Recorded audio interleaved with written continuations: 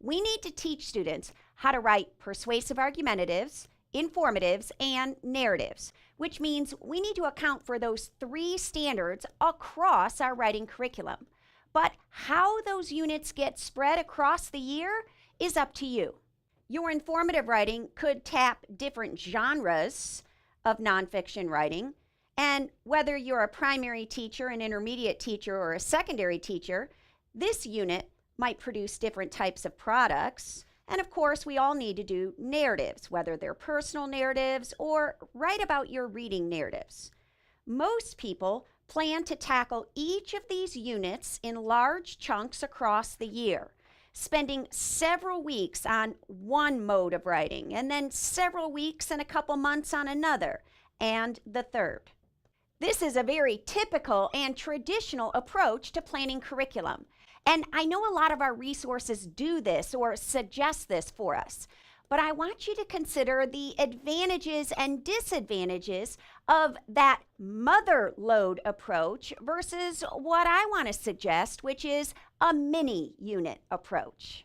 The one all-inclusive unit that happens one time during the year in large chunks, I refer to as the mother load approach. I want you to consider the power and potential of a mini unit, where that same type of writing comes up numerous times throughout the year in smaller doses. Now, the example there in that second calendar is just that, an example. You can pick up the pace or slow down the pace, but nonetheless, I think there are some advantages to smaller spiraled units across the year rather than one long one all at once.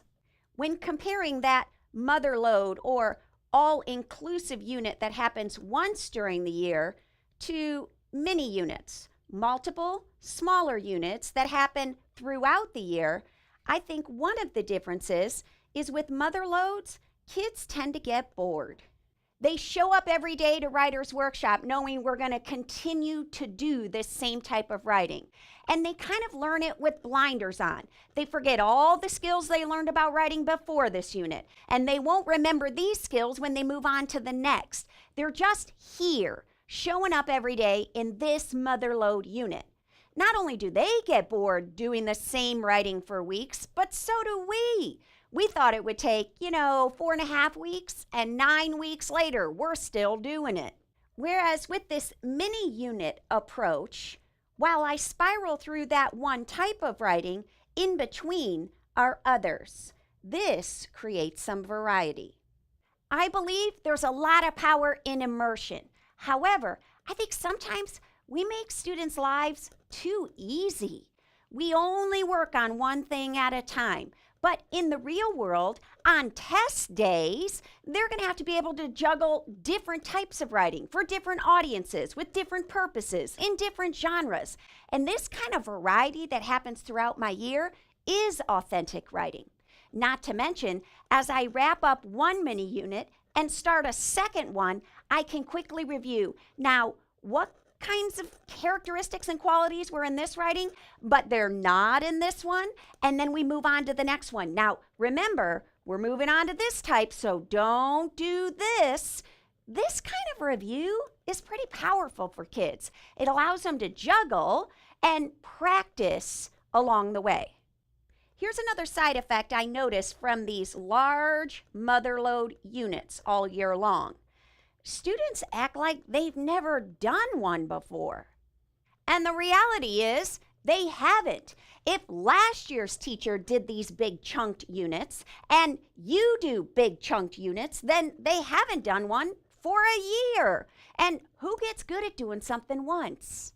You see, every time that same unit pops up across the year, I am giving students more practice. I'm giving them second, third, and fourth chances to learn that type of writing.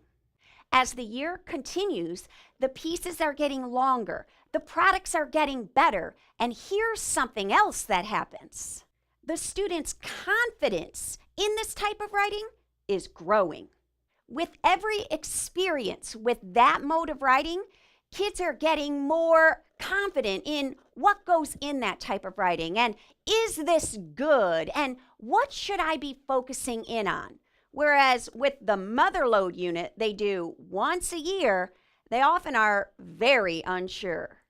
Not only is their confidence low or minimal, but I'm the one pulling them through these large mother load units in order to produce one product at the end. There are many other advantages of the mini unit approach over what I call the mother load. But I think the biggest one to remember whenever planning your writing curriculum is that we aren't focused on the product. We're not teaching writing. We're working on the process within writers. My goal, teach myself out of a job. Those kids don't need me anymore. And with multiple practices across the year, their confidence is growing, their knowledge is growing, and so is their writing ability.